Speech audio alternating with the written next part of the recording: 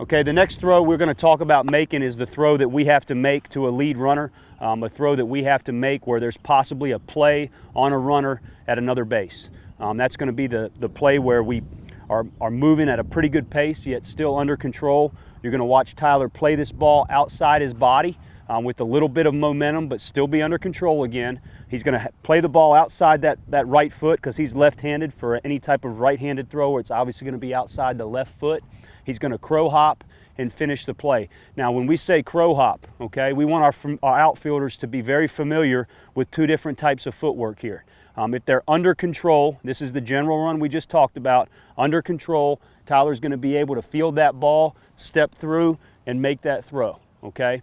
He's not going to have to gather his momentum or control that momentum and gather himself before he makes that throw. He's going to be able to simply play through that ball, step through, and finish the throw. So it's somewhat of a crow hop, but somewhat of a controlled movement here on a ball that he's been able to get behind and hopefully have a chance to make a play on a lead runner. Go ahead.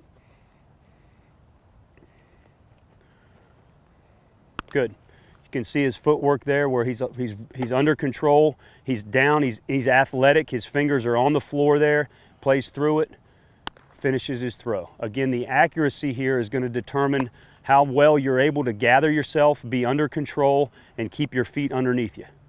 The one thing we want to try to avoid with any of our outfielders is their feet getting too wide for them to be out of control to where they're not able to control the feet into the throw. So the next type of throw we want to talk about is a throw where Tyler's got a little bit more momentum and he has to gather himself and make sure he's under control before he releases the ball. If he's got too much momentum and he's out of control here and he tries to step through, his feet are going to be a little bit too quick, the arm's not going to catch up, and we're going to have a hard time being accurate, okay? So you're going to see Tyler have a little bit more momentum here. His feet are going to chop and get under control, and then he's going to hop on that back foot to gather himself before he makes the play, okay? So this is something, these are two different types of footwork on basically the same ball.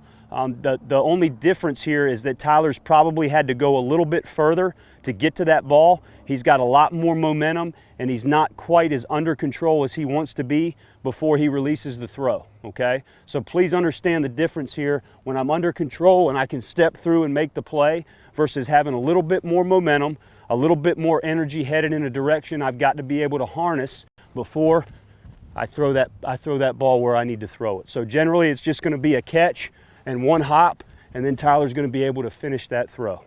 Here's how it looks. Good.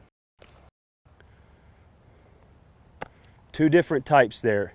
The general focus here is that our outfielders understand their feet have to be underneath them, and sometimes you're going to have to get a little bit more of a hop in there or one more hop to control that momentum, keep your feet underneath you, and make an accurate throw. Good. One more of those, Tyler.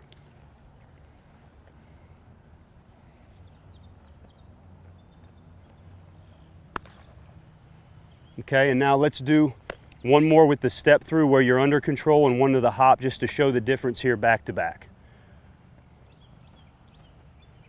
Good, you can see where he's got a little bit less momentum there and a lot more under control into the ball. You can see on this one now he's going to have a little bit more momentum there. He's going to have to gather himself with that hop and finish the throw.